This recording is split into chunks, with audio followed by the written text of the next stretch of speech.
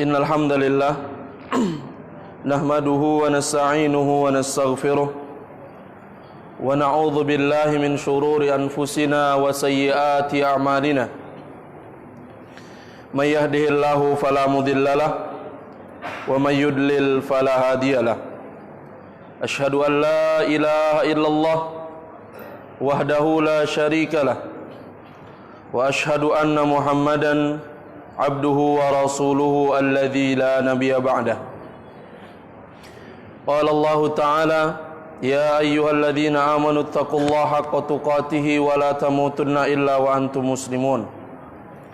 Wa qala ta'ala ya ayyuhan nasu taqu rabbakumul ladzi khalaqakum min nafsin wahidah wa khalaqa minha zawjaha wa batha minhuma rijalan katsiran wa nisaa'a wattaqullaha alladzi tasaaluna bihi wal arham innallaha kana 'alaikum raqiba.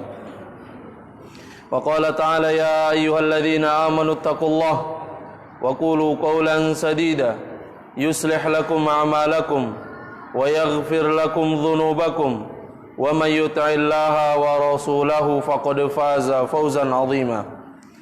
Amma ba'du fa inna asdaqal hadithi kitabullah wa khairal hadyi hadyu Muhammadin sallallahu alaihi wasallam wa syarrul umuri muhdatsatuha fa inna kulla muhdatsatin bid'ah wa kulla bid'atin dhalalah wa kulla dhalalatin finnar. Ma'asyiral ikhwah kaum muslimin kaum muslimat, para ikhwah wal akhawatu fid din rahimani wa rahimakumullahu jami'an. Alhamdulillah, puji syukur kita panjatkan kepada Allah Subhanahu wa taala, yang mana Allah Subhanahu wa taala masih memberikan kita kenikmatan-kenikmatannya sehingga kita dapat berkumpul kembali, bertemu kembali dalam kegiatan amal saleh, rutinitas mingguan kita, yang mana biasanya pada kesempatan malam-malam Sabtu biasanya diisi oleh Ustadzuna Nuruddin Al-Bukhari hafizahullahu ta'ala. Dikarenakan beliau berhalangan, maka ana sebagai pengganti di sini, kita memanfaatkan waktu untuk mengkaji ayat-ayat Allah, mengkaji sabda-sabda Rasulullah sallallahu alaihi wasallam. Tak lupa pula salawat dan salam kita hadiahkan kepada junjungan kita Nabi Allah yang mulia, Nabi besar Muhammad sallallahu alaihi wasallam. Salawat dan salam terus tercurah kepada beliau, salawat dan salam terus tercurah kepada keluarga beliau, dan salawat dan salam terus tercurah kepada orang-orang yang mengikuti beliau sampai hari kiamat kelak. Ma'asyiral ikhwah kaum muslimin, kaum muslimat, para ikhwah wal akhawatu fid din rahimani wa rahimakumullahu jami'an. Setiap kita manusia ingin agar Allah Subhanahu wa taala mencintai kita, dan kita juga ingin agar manusia yang ada di sekeliling kita juga mencintai kita. Ini merupakan cita-cita sebahagian besar kita, atau bahkan keseluruhan. Ya, kita dicintai oleh Allah dan kita juga dicintai oleh penduduk di muka bumi ini. Di sana ada salah satu amalan yang mana amal ini akan mendatangkan kecintaan dari Allah Subhanahu wa taala dan akan mendatangkan kecintaan makhluknya yang ada di muka bumi ini kepada kita semua. Kita akan menyebutkan sebuah hadis dari Rasulullah sallallahu alaihi wasallam, yang mana hadis ini kita akan ambil dari kitab Arba'in An-Nawawi, hadis yang ke-31. Hadis yang diriwayatkan dari sahabat yang mulia An Abil Abbas Sahal bin Sa'ad As-Sa'idi radhiyallahu anhu qala jaa rajulun ila an-nabi sallallahu alaihi wasallam faqala ya Rasulullah dullani ala amalin idza amiltuhu ahabbani Allah wa ahabbaniyan nas. Faqala izhad fid dunya yuhibbukallah wazhad fima 'indan nas yuhibbukan nas. Haditsun hasan rawahu Ibnu Majah wa ghairuhu bi asanid hasanah. Al-Imam An-Nawawi rahimahullahu taala menyebutkan sebuah hadis yang beliau cantumkan di nomor ke-31. Beliau menyebutkan hadis yang diriwayatkan dari sahabat yang mulia Abul Abbas Sahal bin Sa'ad As-Sa'idi radhiyallahu anhuma, yang mana sahabat tersebut Sahal bin Sa'ad As-Sa'idi ini mengatakan, datang seorang laki-laki kepada Rasulullah sallallahu alaihi wasallam. Datang seseorang menghadap Rasulullah sallallahu alaihi wasallam, kemudian ia mengatakan kepada Rasulullah, "Wahai Rasulullah, tunjukkan kepadaku terhadap sebuah amalan atau ajarkan kepadaku sebuah amal ibadah yang mana dengan amal tersebut jika aku mengamalkannya niscaya Allah Subhanahu wa taala akan mencintaiku dan manusia seluruhnya juga akan mencintaiku." Kemudian Rasulullah sallallahu alaihi wasallam mengatakan, "Izhad fid dunya yuhibbukallah." Bersikap zuhudlah engkau di dunia ini, niscaya Allah Subhanahu wa taala akan mencintaimu. Wazhad fima 'indan nas yuhibbukan nas.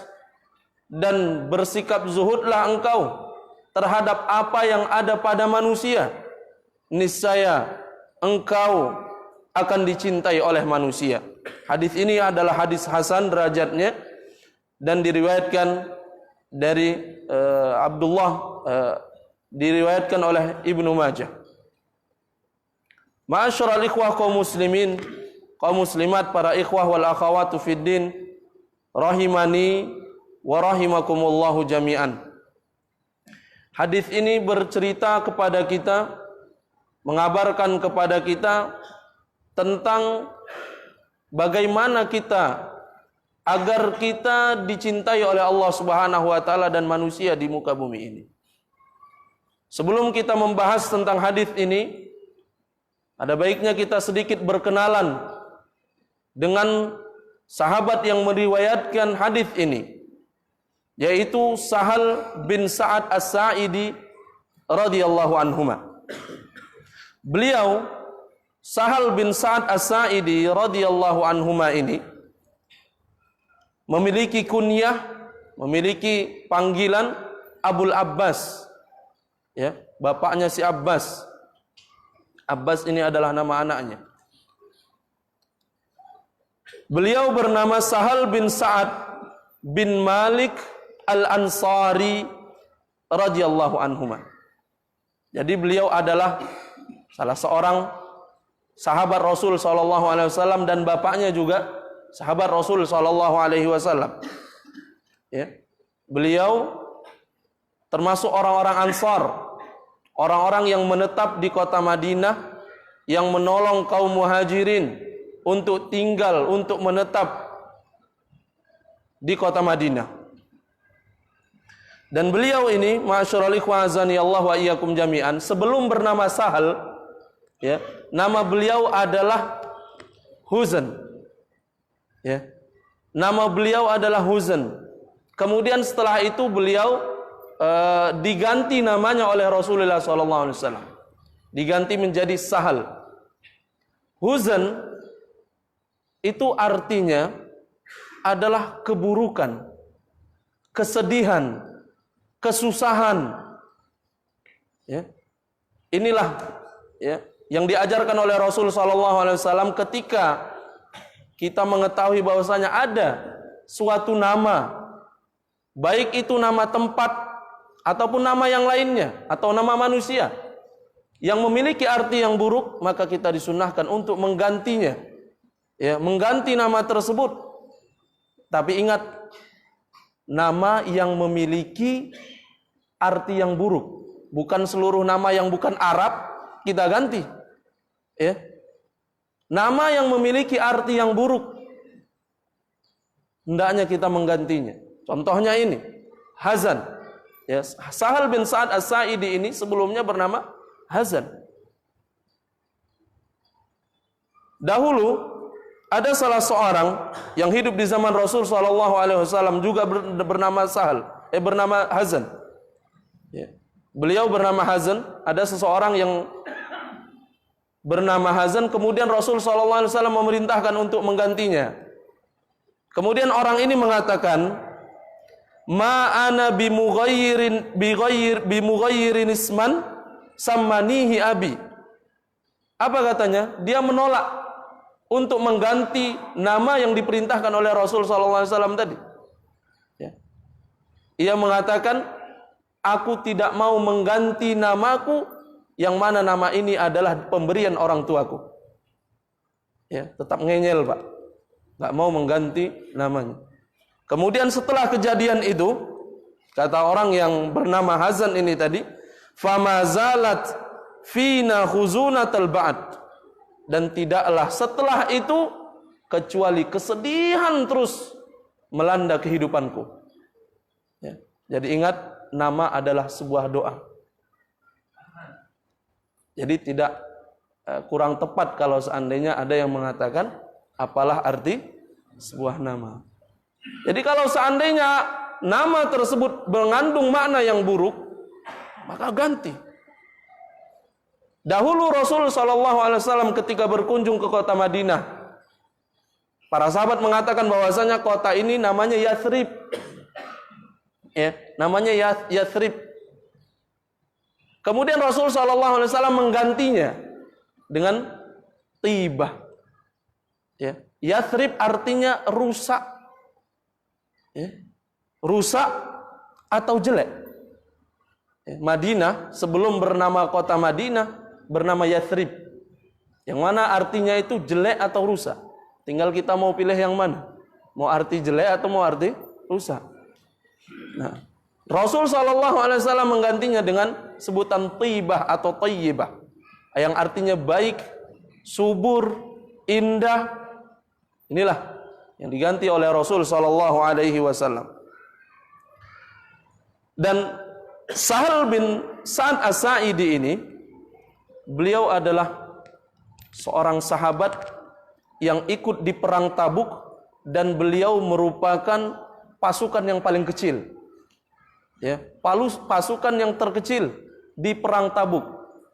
Dan disebutkan, ya, karena dia belum mengerti tentang permasalahan perang, tapi ketika Rasul SAW ya mengumandangkan perang, maka ia ikut. Ya, padahal waktu itu Sahal bin Sa'ad As-Sa'idi ini masih kecil, sehingga ia mengatakan, pada waktu perang Tabuk aku hanya bertugas fakuntu syaraftahum. Aku hanya melayani pasukan-pasukan perang. Ya, mereka butuh apa, aku yang melayani. Ya, walaupun dia tidak ikut berperang, tidak memegang senjata, tapi ia melayani pasukan-pasukan perang dari Rasulullah Shallallahu Alaihi Wasallam. Ya, jadi umurnya berkah. Disebutkan bahwasanya umur dari Sahal bin Sa'ad As-Sa'idi ini, ya, beliau meninggal pada tahun ke-91 Hijriah dengan berumur 100 tahun. Umurnya 100 tahun, Pak. Ya, keberkahan umur yang dimiliki oleh Sahal bin Sa'ad As-Sa'id. Dan di dalam kitab Syiar An-Nubala disebutkan bahwasanya beliau merupakan sahabat terakhir yang meninggal di kota Madinah. Bahkan beliau mengatakan, in tawaffaitu lam tasma'u li ahadin ayyaqulu sami'tu Rasulullah sallallahu alaihi wasallam. Sahal bin Sa'ad mengatakan kepada kawan-kawannya, nanti setelah aku meninggal, kalian tidak akan pernah mendengar seseorang mengatakan aku mendengar Rasulullah sallallahu alaihi wasallam. Itu menunjukkan apa, Pak? Menunjukkan bahwasanya dialah sahabat yang terakhir wafat di kota Madinah.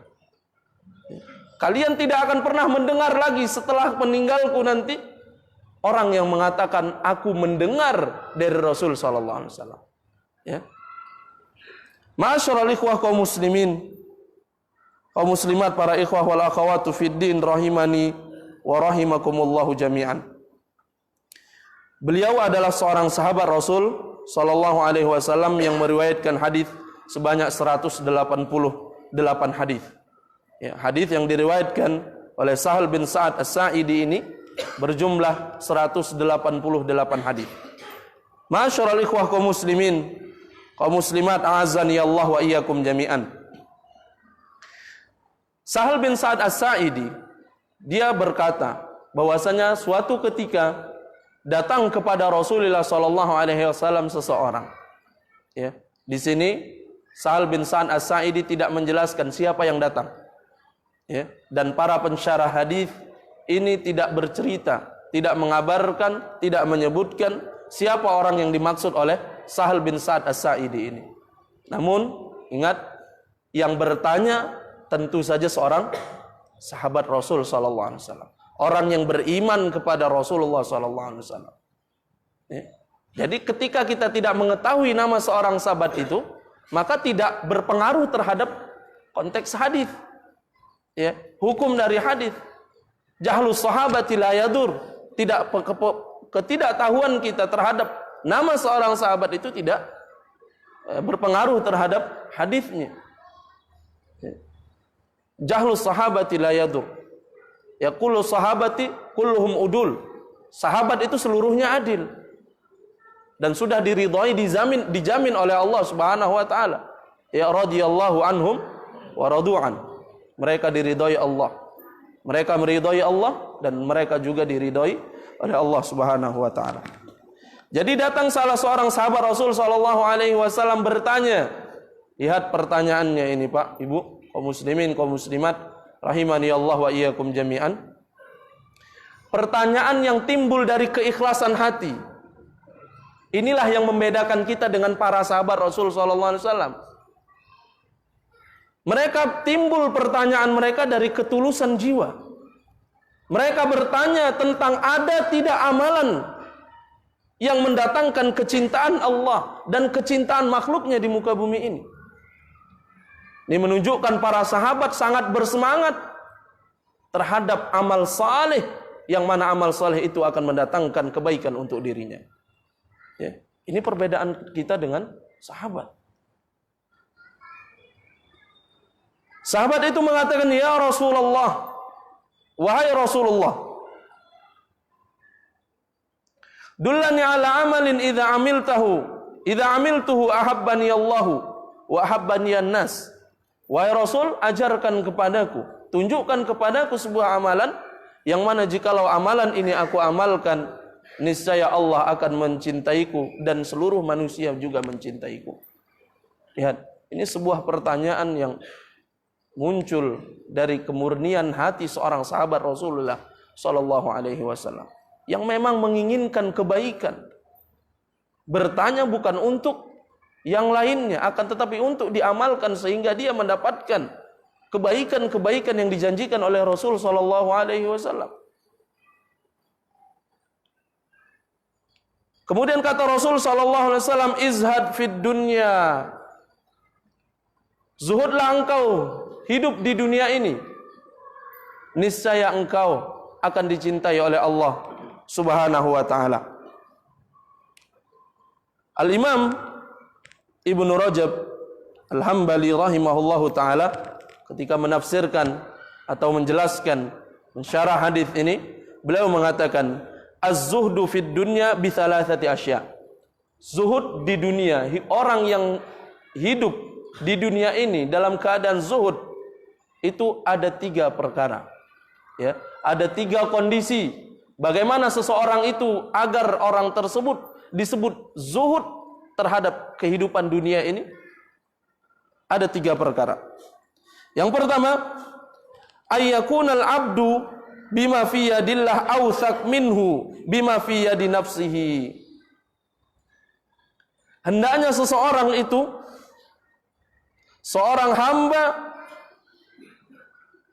dia lebih yakin terhadap apa yang ada di sisi Allah Subhanahu wa taala ketimbang apa yang ada pada dirinya.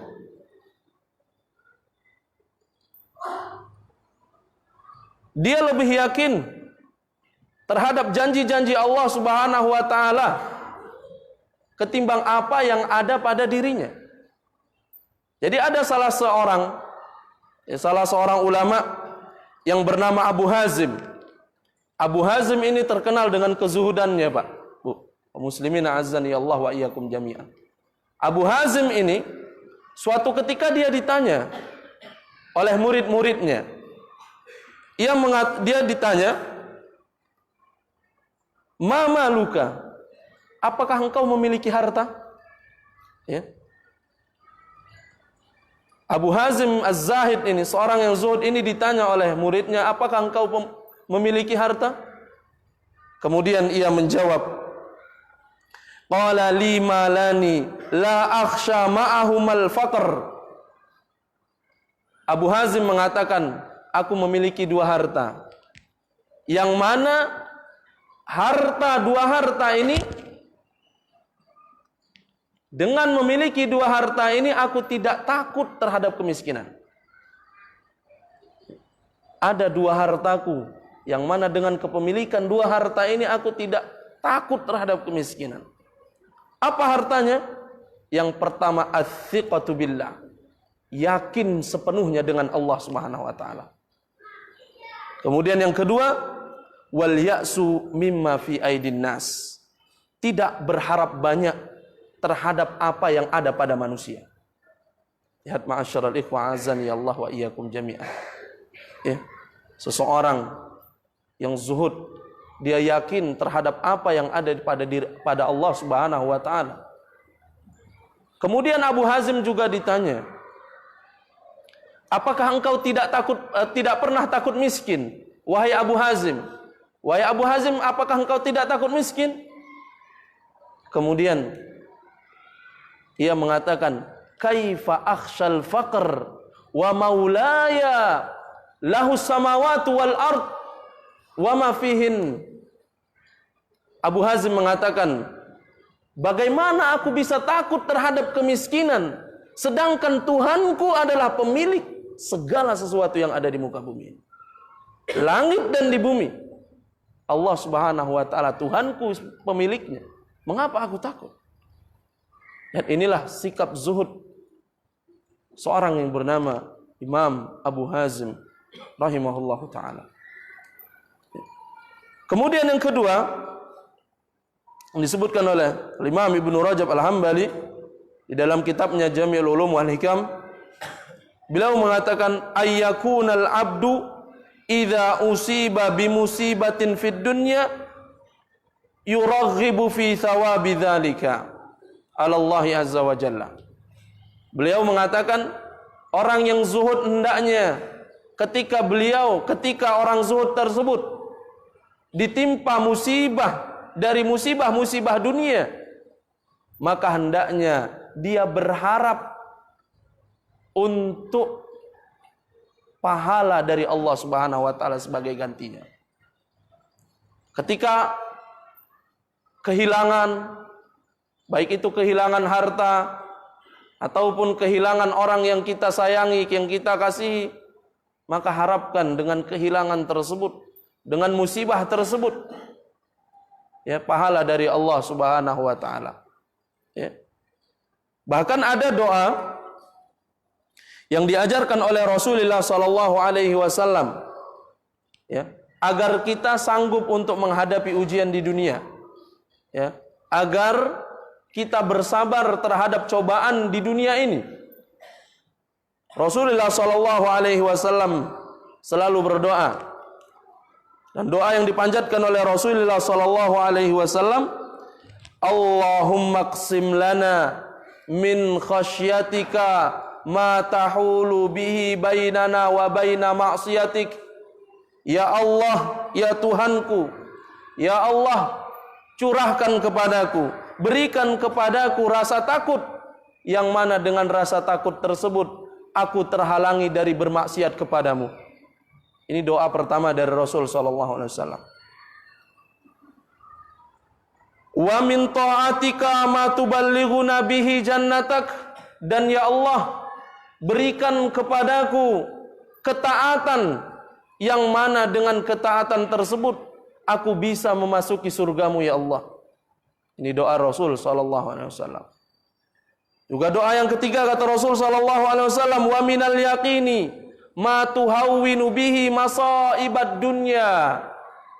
Ya Allah, berikan kepadaku keyakinan yang mana dengan keyakinan tersebut akan mudah segala musibah-musibah dunia yang aku rasakan.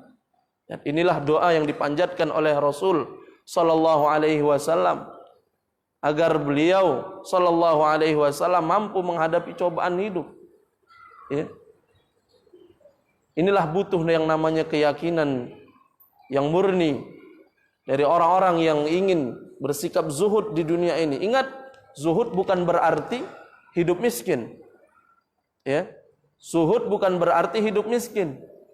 Dan orang miskin belum tentu zuhud. Ya. Apa definisi zuhud? Sebelum kita sebutkan definisi zuhud, kita akan selesaikan dahulu yang disebutkan oleh Imam Ibnu Rajab Al-Hambali. Yang kemudian yang ketiga, ya, seseorang dikatakan orang yang zuhud adalah ayyasawi indal abdi hamiduhu wa dhammuhu fil haqqi, yaitu ketika seseorang dia semangatnya sama, baik itu ketika dipuji maupun dicela ketika beribadah kepada Allah Subhanahu wa taala. Semangatnya itu sama. Tidak luntur semangatnya. Orang baik dia dipuji oleh orang lain maupun dicerca oleh orang lain ketika dia beribadah, ketika dia di dalam kebenaran kepada Allah Subhanahu wa taala, maka dia tetap semangatnya. Tidak tergoyahkan sedikit pun.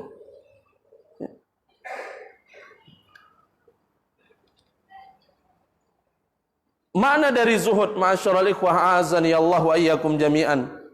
Abu Sulaiman Ad-Darani rahimahullahu taala mengatakan, ikhtalafu alaina fi zuhdi bil Iraq.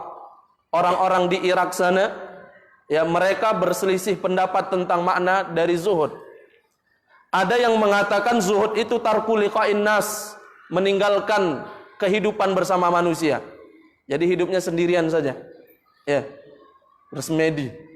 Ya, menyendiri di gua, ya, tidak mau bergaul, berinteraksi dengan sesama manusia. Ini ada yang mengatakan seperti itu. Kemudian ada lagi yang mengatakan tarku syahwat, meninggalkan syahwat, tidak nikah. Ya, ini zuhud namanya. Ini menurut sebahagian mereka. Kemudian ada yang mengatakan tarku syaba', yaitu meninggalkan rasa kenyang ketika makan. Ya, kalau makan ya sudah, nggak usah kenyang-kenyang kali. Ya. Ini orang-orang Irak mengatakan seperti itu. Kemudian Abu Sulaiman Ad-Darani yang mengatakan bahwasanya kesimpulan itu semua, zuhud adalah tarku ma yushghiluka 'anillahi azza wa jalla.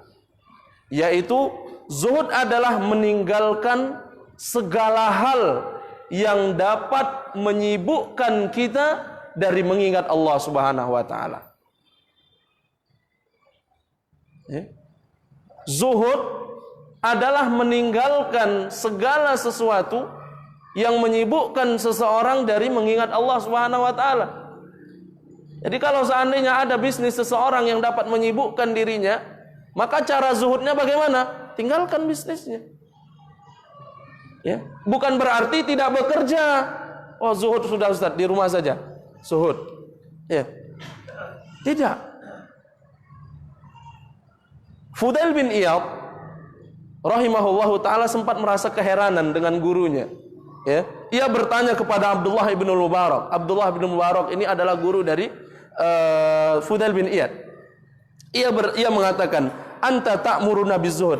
Wahai guruku, wahai imam, engkau memerintahkan kami untuk hidup zuhud. Ya. Untuk hidup sederhana, untuk hidup dengan sepadan, tidak berlebihan. Kemudian wa naraka ta'ti bil bada'i, kaifa dzak?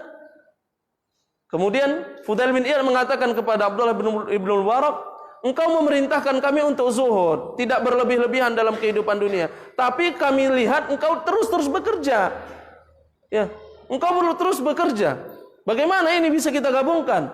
Ya, engkau terus cari duit. Ya. Terus mencari nafkah. Kemudian Abdullah bin Mubarak mengatakan, "Ya Aba Ali, wahai Abu Ali." Ya, Fudail bin Iyad anaknya bernama Ali. "Wahai Abu Ali, innama af'alu dza li asuna wajhi." Sesungguhnya aku bekerja, ya, aku bekerja agar menjaga wibawaku, agar tidak meminta-minta. Ya. Aku menjaga wibawaku agar aku tidak meminta-minta. Wa akrama arudi, dan aku juga menjaga kehormatanku. Wa asta'inu bihi ala ta'ati rabbi, dan aku bekerja tersebut agar aku dapat mudah untuk beribadah kepada Allah Subhanahu wa taala. Inilah sikap zuhud, Pak. Jadi zuhud itu bukan berarti dia tidak bekerja, hidup miskin. Ya. Orang yang miskin saja pun belum tentu hidup zuhud. Nah, ma'asyiral ikhwah azani Allah wa iyyakum jami'an.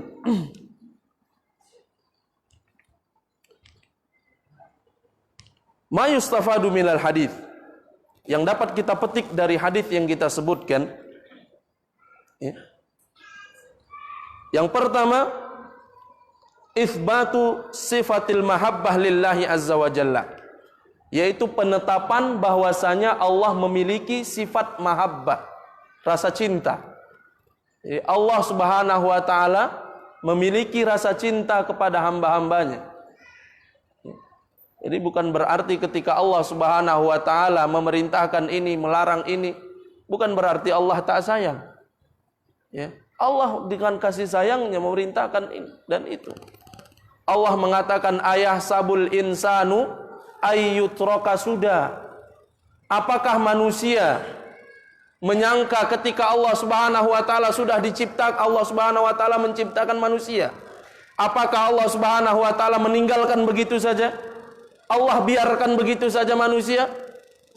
Kemudian Imam Asy-Syafi'i rahimahullahu taala menafsirkan ayat ini, ia mengatakan, tidakkah manusia berpikir setelah Allah Subhanahu wa taala menciptakan dirinya, kemudian Allah Subhanahu wa taala pasti melarang dan pasti juga memerintahkan terhadap sesuatu. Dan itu dikarenakan kecintaan Allah Subhanahu wa taala kepada diri seorang manusia. Ya. Ini bukti kecintaan Allah Subhanahu wa taala. Allah yang atur. Ketika kita keluar dari aturan Allah Subhanahu wa taala, maka kita hidup seperti al-bahaim, seperti hewan ternak. Ya. Ketika kita lepas dari apa yang diperintahkan oleh Allah Subhanahu wa taala dan Rasulnya, maka kita hidup seperti hewan ternak. Tidak ada aturan, tidak ada batasan, semua kita lawan. Ya. Padahal kita sudah ada ketetapannya dari Allah Subhanahu wa taala, wa ma khalaqtul jinna wal insa illa liya'budun. Tujuan utama diciptakan kita itu adalah untuk beribadah kepadanya. Ya, bukan untuk yang lainnya. Berarti kita harus patuh terhadap apa yang diperintahkan dan kita patuh untuk menjauhkan diri dari larangan. Karena ibadah ini bukan hanya perintah saja. Ya, menjalankan perintah ibadah, menjauhkan diri dari larangan juga ibadah. Baik, ma'asyiral ikhwah azani Allah wa iyyakum jami'an. Ya, mungkin ini saja yang dapat kita sampaikan pada kesempatan kali ini. Mohon maaf kalau seandainya ada kesalahan kata dari ana. Lebih dan kurang kita mohon maaf kepada Allah, saya mohon ampun. Kita akhiri dengan doa kafaratul majelis. Subhanakallahumma wa bihamdika asyhadu an la ilaha illa anta astaghfiruka wa atubu ilaik. Assalamualaikum warahmatullahi wabarakatuh.